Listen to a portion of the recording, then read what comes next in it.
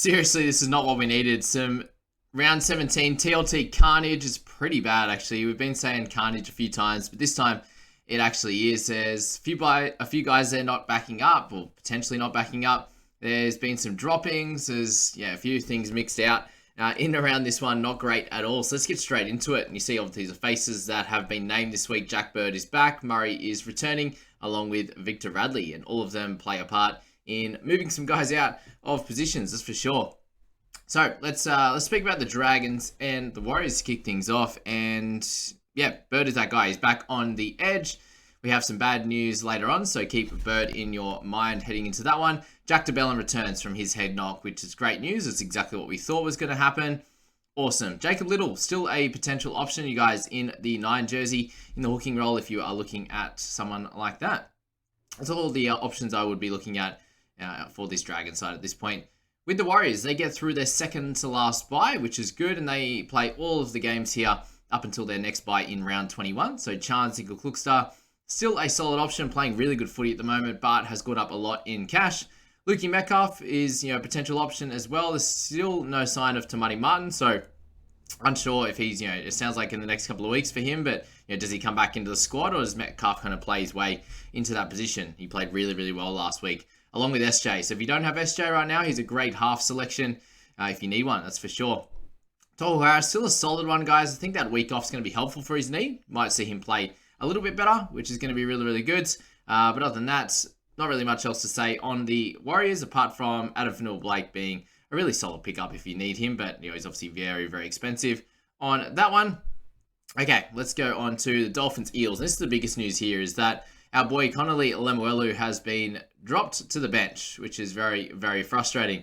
I was just talking in that most previous video today about a couple of people actually trading out Lemuelu, and apparently I didn't even realize, but the Nigel, the guy leading the comp, he actually traded out Lem last week. So I don't know what kind of foresight that is, or just absolute luck. I feel like by leading the comp by a couple hundred, he's absolutely got a crystal ball and knows exactly what's coming up. But look, that's all I'm saying at this point. But he comes back to the bench, and look, when he was playing the bench in early on the year, he still was getting that 45, 50 minutes and was that kind of player that would come on and provide some spark, some punch there, 40, 50 minutes, as I said, but sort of he ran a couple of games, they got 40 to 50 there. So he's definitely someone that you could still muck around with keeping, but that is very frustrating at this point. He does play each of the next 4 games, which is really important, 17, 18, 19, 20, and it's definitely going to be a good number for you. But if he's someone that, like this week, if I was to trade Trent Liera out, he was going to be my starting edge. So yeah, that's puts a spanner in the works definitely on the potential trade out of Liero and what I do with either Connolly or Trent there for that example. So yeah, what you do with him is completely up to you. It's definitely a tough one. See Braden McGrady come in. I don't know a lot about him, but obviously a cheapie in that spot. He replaces Robert Jennings. So yeah, interesting there. Jermaine Osako, obviously a solid option in the wing fullback position. Valence Tafade gets the spot with Brenko Lee's injury. I don't believe it's long-term, but correct me if I am wrong here. And Isaiah Katoa and Cody Nikorima. If you got Cody, still stick with him. Felisa Kafusi comes back to play. So yeah, that's that. Jeremy Marshall-King, another week off on his AC joint, is going to be good for him. For the Eels, the biggest news here really is Mitchell Moses has been named. Thank you very much. Brendan Hands keeps his spot in the 9 jersey, so he's a solid option, I would say, this week. But obviously the slight risk of Hodgson coming back at any moment could definitely derail those plans for sure. But it seems like he's nowhere to be found at this point, and Sean Lane is in the reserves there. Ryan Madison goes back to the bench. He'll play his middle role off the bench there. Jermaine Hopgood is a tough one if you're looking at a potential captaincy, with Madison going to be taking a few of those middle minutes, but it remains to be seen how many minutes Junior Barlow there will play. Doubt it will be as many as normal, considering he'll be coming back from Origin, so he'll play that lower minute role, and I think Maddo and obviously Regan and Hopgood will still play the bigger minute role in that one. You've got Ogden, Offa, McIntyre all played pretty big roles last week, and yeah, might be asked to play a few less minutes in this one with the return of Junior there. So that's the Eels. Don't stress too much with Maddo. That's a role that he's done really, really well at. If you have Penasini like myself, just holding on to him.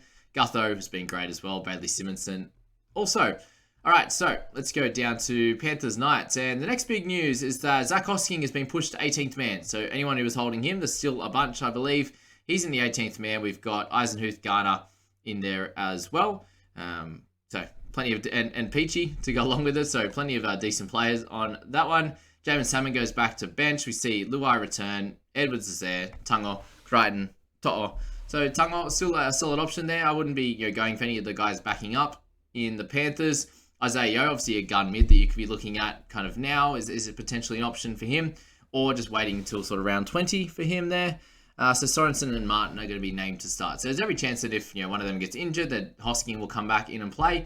Again, reserve all your changes and thoughts on potential buys and sells, and at the moment until after Origin when we find out at least injuries to start and then who should be backing up. But obviously these guys being named in the starting side is a good indication that they will be fine to back up and play, or the team wants them to back up and play, which always happens to be the way for the Panthers. Night side, we see Greg Marzoo return, so happy days for Scoop. We've got Ponga in there, obviously a good buy still. Dylan Lucas in the centre position, playing in the back row. He gets another week here with Fitzgibbon being out with the HIA. A good week for scoring for Dylan. I've had a little tinker with like Lemuelu to Dylan Lucas and making some changes there. But it seems like it's likely to be a 1 week play unless there's an injury to Frizzell. So I suppose we can wait and see if he gets injured through Origin, which we hope he doesn't. Adam Elliott is obviously the slightly other option where he scored much better on the weekend. You see Brodie Jones move to 18th man. Lockie Miller still in there as well. So that's that on that front. Storm come up against the Eagles, and not a lot on the Storm side. Nelson has just been named purely on the edge this time. Trent's still been named. Again, doubt that he's going to lose any minutes. They obviously got a win on the weekend, which was helpful for them as well. Harry Grant's been named. Munster's been named. Both potential options in the next few weeks for sure. This week, if you be looking at them, if they back up well, they play obviously on the Saturday night game, so at least a few days rest on that front. For the Manly boys, no one else you'd look at in the Storm, I believe. Manly boys, KO Weeks keeps the 1, so Tom's just been put in the reserves at 22. So I suppose with him, they're not likely to back him up, considering they got exemption for him to play when he had the concussion. Good choice there to leave him out. Samuel Fainu, for anyone who was waiting on him or needing him to play, which I'd say most people were. If you do own him, you're likely to have sort of 4, 5, 6 out now, which is not good. So he won't play unless something happens. Who they got? There's no one really he would come in for, it seems like, unless it's just a late day change. But I suppose why would you name him on the reserves to then bring him in? That's not really a power play or anything like that. So he's out, unfortunately. Olaquatu, obviously someone you could look at for sure, but a bunch of higher level coaches have been bringing him in, but I know he still isn't performing, so it's hard to pick him. DCE is obviously a potential buy eventually as well. Let's go to the next one. We've got Broncos v Titans there. Reece Walsh, as I said in that previous video, look at him for sure. Brendan Piakura is one to look at. His scores aren't great at the moment. Obviously in this one though, he's likely to get the 80 minutes. You got Tapa'u, Jensen, Kirby Hetherington, all middles there, and Smoothie will switch with Billy Walters. So you can imagine Piakura gets the 80 minutes there. He's very cheap in the 250 odds, and definitely could be one of those guys that you have as like a stopgap. With Kirk Cabell is out until round 20. So look, round 20 is not the great one either, because you probably want him to be a player for you in round 20 as well. But he's definitely somebody that I'm going to look at this week as a potential option for my side as my first cash out, and probably the only cash out of the week, of the year, sorry. Good thing with that is he gets the next 3 weeks. So he doesn't get, no, he's going to get the next 2 weeks. Scratch that. 17 and 18. You'd miss him for 19 anyway. So not a super good option, but there's really no one as a cash out, unless you're looking at like Valence Tafade that, is a little bit more expensive now, but as a guy that's going to play the next bunch of weeks, potentially with Brenko Lee and seeing what happens here. So there's not really a lot on the cheap side that are going to get multiple weeks unless you're banking on an injury. And that's where you think like someone like Dylan Lucas is going to score that little bit better, because Piakura hasn't been amazing, but he's in the centres, Piakura in the edge position, which might be a little bit tough for people this week that have IPAP, that have Bateman, those types of, and Preston, these types of guys there. But I'm still looking at IPAP for next week is going to be my goal. On the Titans side, we see Jaden Campbell go back to the bench. Not what you want. Cleese Haas, if Fafita plays and backs up here, then Cleese Haas will stay on the bench. If not, then he'll come into the starting side, which would be fun as well. We'll find out, obviously, a little bit closer with Origin coming up tomorrow night. Tanner Boyd, someone that's clearly on my list, but may not be able to happen this week. We'll see how we go. Although we might just have to go Lem to him or something like that. And yeah, we're going to find out in this next one after we talk about AJ Brimson, who is definitely an option, guys, but he was 18th man in, for game 2. Here's every chance he's 18th man again for game 3, or there's an injury or something like that, and he could be like their utility 14. So that's something to think about, and probably one you would like to wait on there. Mo Footawake is going to play Origin. Tino, they've both been named to back up as well. So again, you probably don't want to grab Mo now in round 17 just because he's going to be backing up from Origin. But let's find out what happens tomorrow night and then make our decisions from there. Rabbitohs and the Cowboys. So the news we really want to speak about here is all of their Origin players have been named in the reserves. So it's just that. Correct me if I'm wrong. That happening after game 1 as well. I didn't have anyone in the that was playing Origin in the Cowboys at that point. So it didn't really matter to me too much. But yeah, Robson obviously in that position there, which is not ideal. And then so most of those guys are going to back up, you'd imagine. So you've got Fina Fiaki is in the starting jersey, which is very cool. Lucille Lua's potential option on that edge if you're needing something like that. Zach Laybutt keeps his spot in the centers, likely, maybe not, who knows. Drinkwater's still there, which is good.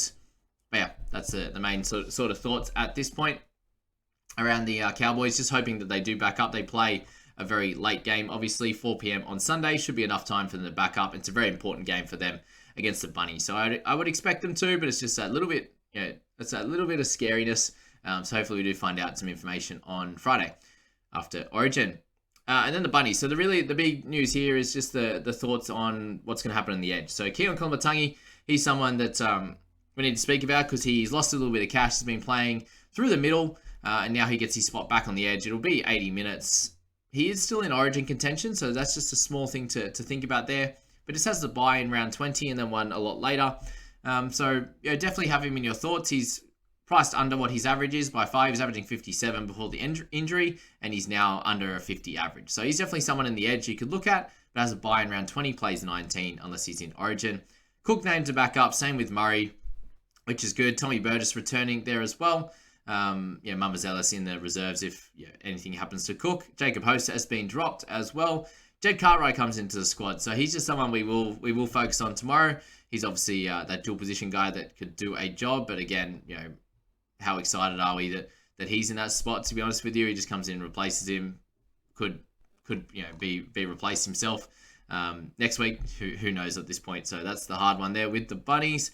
And then the last game there will be Roosters Raiders at 6:15 on the Sunday. So you'd likely think that the Origin boys from Roosters would back up. So Teddy, very much a likely backup candidate. Joseph Manu goes into the centers now. They're keeping Sandon Smith at halfback, and I think that's a good idea. Sandon was really, really good last week, and with Kiri likely to play, it seems like they're going to be splitting the kicking, the role there. So Sandon probably still scores solidly, but I doubt he scores as well as last week. He's very cheap. He's definitely someone you could use as a cash out there, but Sammy Walker likely to be back in a few weeks. Potentially. It seems like it's dragging on, so it could be longer, but they have a buy in 19, so you don't get him for that.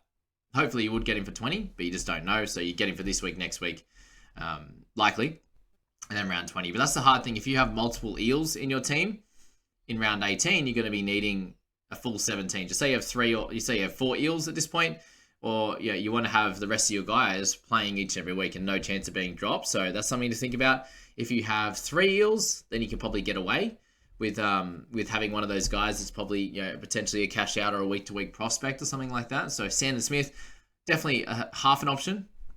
We'll find out more after Origin. Jake Turpin, the Tucklebot, he's almost a 500k now. Very exciting. The big news here is that Nat Butcher has been named on the interchange. Satili Tupanua got a really bad thigh cork. He's been named to play. Wouldn't shock me if he switches with Nat Butcher in that starting side, but it's good to see Satili getting back into some decent playing time. But yeah, that's probably it really on the Roosters side. It's just Nat's going to be fine. He'll still play big minutes, but so yeah, not ideal obviously being on the bench after he played the full 80 last week. Anything less than that is a downgrade. On the Raiders side, not a lot you should be looking at. Tarpany is back in the prop jersey, which he was the previous week before their bye. Corey Horsburgh's there as well. Gets a bit of Origin experience in the camp, which is good. Zach Wolford in the 9. Yeah, not really much here on the Raiders side, but that is all, I reckon, for TLT. I hope that was helpful. It's just definitely is annoying. A lot of things going on with all those teams, and hopefully it doesn't affect you too much. But I really think it's going to be some carnage this week. There might be a team or two that's really high up in the ranks, that's fielding sort of 15 or 16, 17 at best, with a couple of cheapies, or maybe max trading to get to 17 or something like that. So yeah, that's very, very interesting this week, and I wish you guys all the best of luck with your teams. But enjoy Origin first, and then make your trades after.